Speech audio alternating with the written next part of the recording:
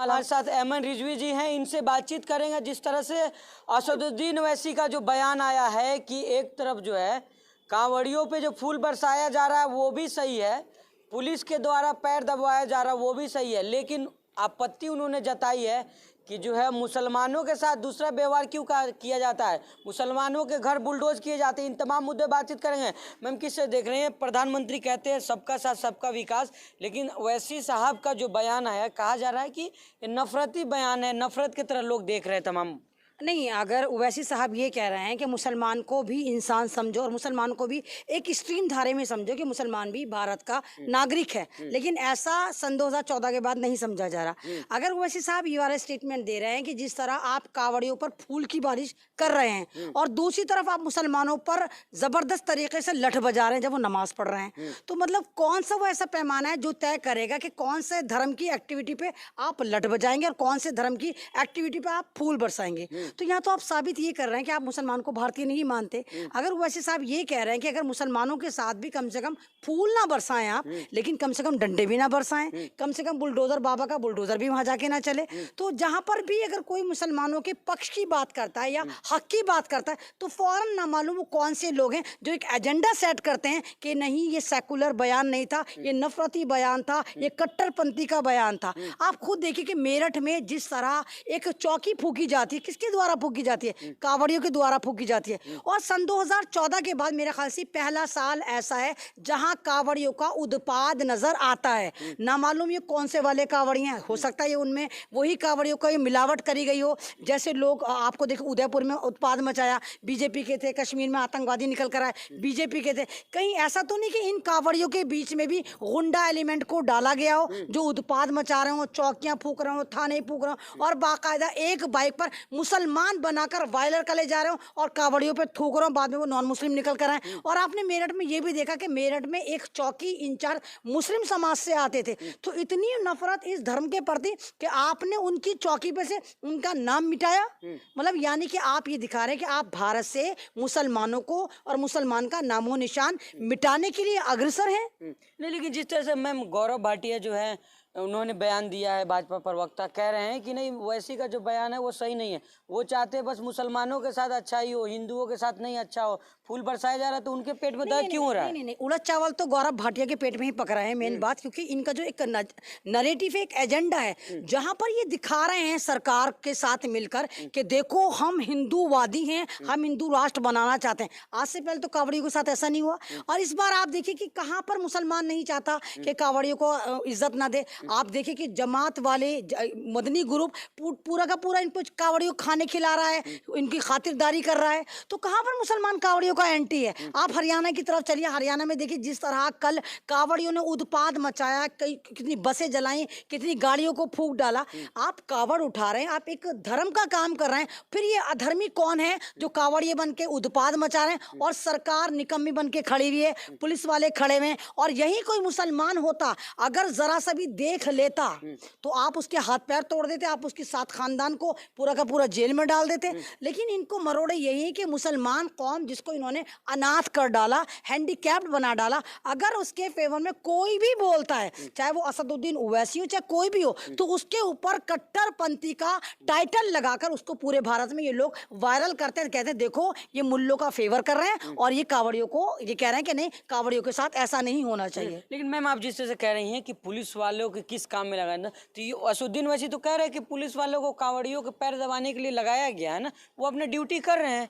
हाँ, तो जाहिर सी बात है, मैं तो हमेशा ये कहती हूँ कि पुलिस वालों को जो काम सौंपा जाता है, चाहे मुसलमानों को मारने का सौंपा जाए, चाहे मुसलमानों के घरों को गिराने का सौंपा जाए, वो अपना काम सरकार के साथ मिलकर ईमानदारी से करते हैं। बेशक वो संविधान को धोखा दे रहे हैं, बेशक वो भारत की जनता को धोखा दे रहे हैं, बेशक वो भारत के संविधान को धोखा दे रहे हैं, क्योंकि जिस संविधान की वो कसम खाकर आते हैं कि वो इंसानियत का काम करेंगे, वो जुल्म के खिलाफ लड़ेंगे, और ऐसा वो नहीं करते। जहाँ पर वो देखते हैं मुसलमान, उनको उठाकर ले जाते हैं। 14-14 साल के बच्चों के वो हाथ पैर तोड़ते ये पुलिस वाले नजर आते हैं। तो ये नहीं होना चाहिए। आप बताइए, आप खुद बताइए, क्या पुलिस वालों का काम ये है कि वो जाकर उनकी कावड़ियों की टांगे दबाएं? मतलब देश में, पूरे भारत में ऐसा अपराध फ्री हो गया पूरा भारत कि पुलिस वालों के पास कोई काम नहीं। जब पुलिस वालों के पास कोई काम नहीं है तो खत्म करें इस महकमा को। सरकार का फालतू पैसा इनके ऊपर लग रहा है, यही पैसा बचा के जब भारत में इतनी शांति आ चुकी कि पुलिस की कोई जरूरत ही नहीं है और पुलिस वालों से सिर्फ कावड़ियों की टांगे दबाई जा रही है, तो इस महकमे को खत्म करके उस पैसे को भारत के डेवलपमेंट पे खर्च करिए। फिर आप मैम जिस तरह सवाल है कि सुरक्षा भी तो जरूरी है, अगर सेवा भाव से कोई पैर दबा रहे तो दिक्कत कहाँ है?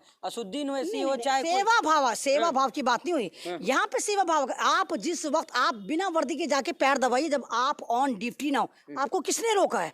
लेकिन आप ड्यूटी के अंदर आप ऑन वर्दी, आप एक सिंबॉलिक पुलिस वाले बन के भारत की गरिमा को आप खराब कर रहे हैं। मुसलमान भी तो शरबत पिला रहे हैं मैम, फूल बरसा रहे हैं। मुसलमान किसी पार्टी विशेष से नहीं है, मुसलमान कोई गवर्नमेंट जॉब में नहीं है। आपको पता है जब कोई गवर्नमेंट जॉब में होता है कितनी उसके ऊपर रिस्ट्रिक्शन होते हैं कि ये नहीं कर सकते, वो नहीं कर सकते, तो ये फिर ये पुलिस वाले वर्दी में कैसे जा रहे हैं? अगर आस्था का मामला है, जिस वक्त आपकी ड्यूटी खत्म हुई आप वो काम करिए, कौन रोक रहा है आपको? लेकिन ऑन ड्यूटी आप ये करने के बाद दिखा रहे हैं कि देखो पुलिस वालों के संरक्षण में ये तमाम काम हो रहे हैं। यानी ये तो एक तरह से मुसलमानों को डरा रहे हैं कि देखो अगर तुम नमाज पढ़ोगे तो तुम्हारे हाथ पैर तोड़ दिए जाएंगे, और दूसरी तरफ देखो हम कावड़ियों की टांगे भी दबाएंगे, हाथ पैर भी दबाएंगे, उन पे फूलों की बारिश भी करेंगे। तो ये सिर्फ मुस्लिम समाज को डराने के लिए, उनके अंदर दहशत पैदा करने के लिए पूरी की पूरी एक पुलिस स्टेट बनाई जा रही है। लेकिन जब मैम जिस तरह से असुद्दीन वैसे भी कह रहे हैं और आप भी इत्तेफाक रख रहे कह रही हैं कि मुसलमानों की नमाज पे पाबंदी, वही वैसी साहब भी कह रहे हैं कि लठ बजाए जा रहे हैं मुसलमानों पे, अगर कोई नमाज 2 मिनट के लिए पढ़ ले रहा है। तो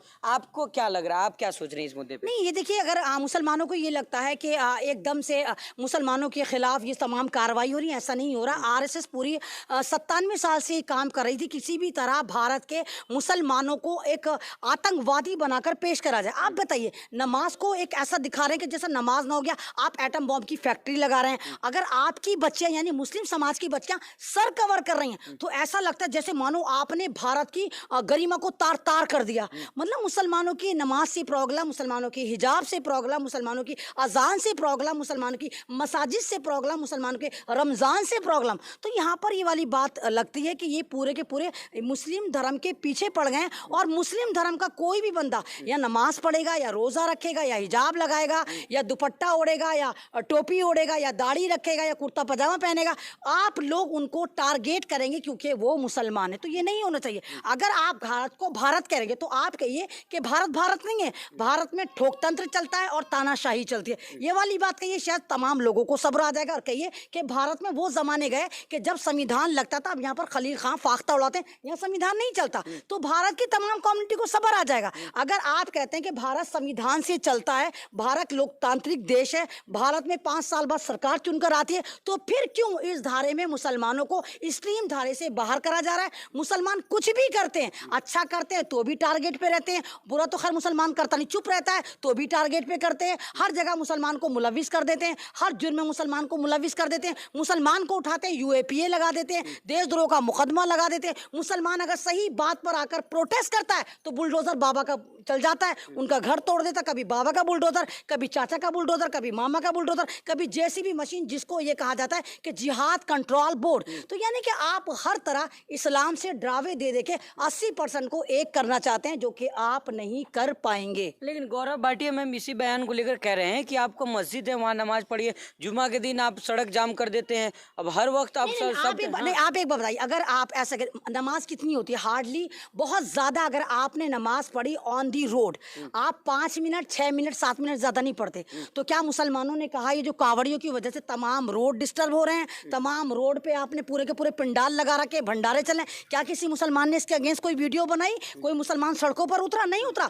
वो आस्था का मतलब, सेवा दे रहे हैं नहीं तो मुसलमान तो सेवा दे रहे हैं। तो मुसलमान ने तो कभी दूसरे धर्म के खिलाफ आके नहीं कहा। आप देखिए कितने लंगर होते हैं, चाहे वो मेरी सिख कम्युनिटी करे, वहां पर कुछ नहीं होता। तमाम जितनों के जो मजहब होते हैं, और एक पर्टिकुलर वक्त पर जब सड़कों को वहाँ पंडाल लगाए जाते हैं, भंडार लगाए जाते कहते हैं, क्या मुसलमान ने कभी कुछ कहा? अगर बाई चांस कभी कभी मुसलमान 5 मिनट के लिए 7 मिनट के लिए सड़क पर नमाज पढ़ लेता है तो फौरन के लेबर पेन होने शुरू हो जाते हैं, फौरन कहते हैं रोड जिहाद हो गया, लव जिहाद हो गया, ये जिहाद हो गया, वो जिहाद हो गया। तो इसका मतलब ये कि भारत के ये तमाम लोग जो हैं चाटुकार, जो ठोकतंत्री राजनीति करते हैं, ये कहीं ना कहीं मुस्लिम समाज से डरते हैं और उसी की दहशत फालतू में ये 80% को डरा के कहते हैं देखो मुल्ले आ जाएंगे, देखो मुल्ले ये कर देंगे, ताकि वोट इनको मिलता रहे। और आप देखो कि अब तो इलेक्शन होना ना होना बेकार ही है, तमाम जगह ये MP MLA खरीद के खरीदो फरोख करके एक मतलब एक ये कहिए आप गद्दारी का नाम इन्होंने चाणक्य नीति रख दिया।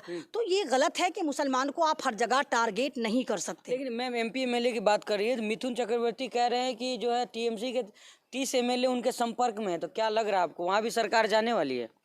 ऐसा तो नहीं हो सकता अगर ये सोच रहे हो कि ममता बनर्जी को बेवकूफ़ बना देंगे जिस तरह शिवसेना को बेवकूफ़ बना, ऐसा नहीं होगा। वो ममता बनर्जी हैं। और मिथुन चक्रवर्ती जो आपको याद होगा लास्ट ईयर अपना आपको किंग कोबरा कह रहे थे, वो बात अलग बाद में पता चली लोगों को कि किंग कोबरा नहीं, ये पानी के सांप थे, इनकी दिखावा अलग है और इनकी करनी अलग है, क्योंकि इन पे ED का छापा पड़ रहा था, इसलिए बीजेपी के साथ काले कव्वे कूद कूद के काएं कर रहे थे। तो ऐसा नहीं होगा, वो ममता बनर्जी हैं। और आप भी इसी इसमें हम भी इसी में देखते हैं कि इसमें कितना दम है, कैसे बंगाल की राजनीति को वहाँ पर उथल पुथल मचाते हैं या ममता बनर्जी की सरकार गिराते हैं, ऐसा नहीं होगा। ये आखिरी सवाल में हम जाते रहते लेंगे, जिस तरह से सबका साथ सबका विकास प्रधानमंत्री कहते हैं, कांवड़ियों पे फूल बरसाया जा रहा है, तो आप क्या चाह रहे हैं? आपके भी ईद के नमाज पे, बकरीद के नमाज पे फूल बरसाया जाए?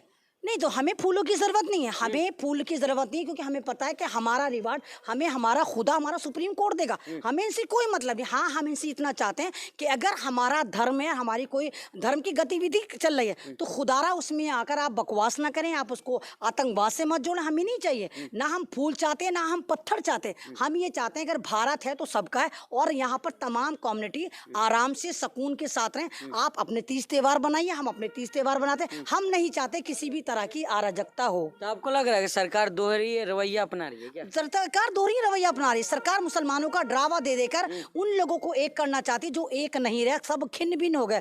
20% मुसलमानों को बर्बाद करने के चक्कर में मोदी जी ने पूरे भारत के 80% लोगों को भी बर्बाद कर डाला। मुसलमान कभी स्ट्रीम धारे में था ही नहीं। आप बताइए, मुसलमान गवर्नमेंट जॉब में इतना नहीं है, मुसलमान आप ये देखें कि सरकार में नहीं, कहाँ है मुसलमान? तो वो तो पहले भी स्ट्रीम धारे से बाहर था, लेकिन अब ये चाहते हैं कि मुसलमान को बिल्कुल किनारे कर दिया जाए, और जहां मुसलमान को देखें, और ये लोग बिल्कुल वही बर्मा वाला हाल करना चाहते हैं कि मुसलमान की शक्ल देखते ये RSS वाले जो है उनके मॉब लिंचिंग करनी शुरू कर दें, जेनोसाइड शुरू कर दें। तो इस तरह नहीं होगा। मौत और जिंदगी खुदा के हाथ में। बहुत शुक्रिया बातचीत। शुक्रिया।